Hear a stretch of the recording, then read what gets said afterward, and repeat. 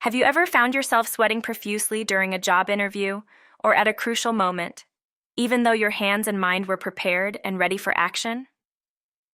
With the arrival of summer, this situation can become unbearable. In this article, we will explore the causes of excessive sweating, also known as hyperhidrosis, and see how to deal with it effectively. But what is sweat? Let's start with the basics.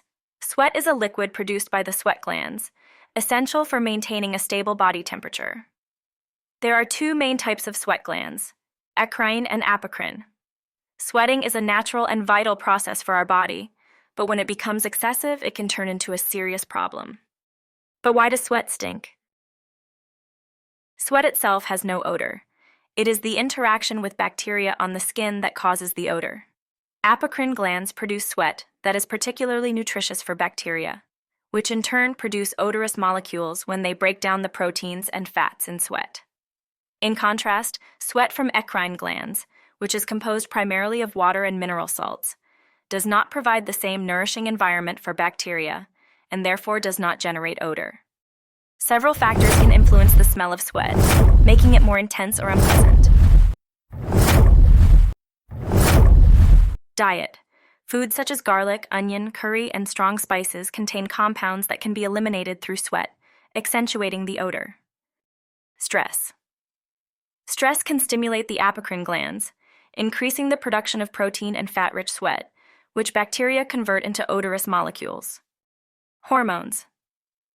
Hormonal changes, such as those that occur during puberty, the menstrual cycle, or menopause, can alter the amount and composition of sweat, affecting its odor. Personal hygiene. Poor hygiene can allow bacteria to proliferate on the skin, increasing the breakdown of apocrine secretions and thus the odor of sweat. Clothing. Wearing synthetic clothing that doesn't allow for good breathability can trap sweat and create an environment conducive to bacterial growth.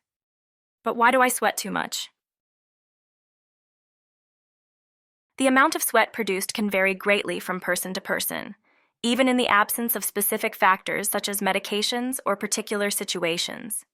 These differences can be attributed to various factors, including genetics, metabolism, body composition, and the characteristics of the sweat glands.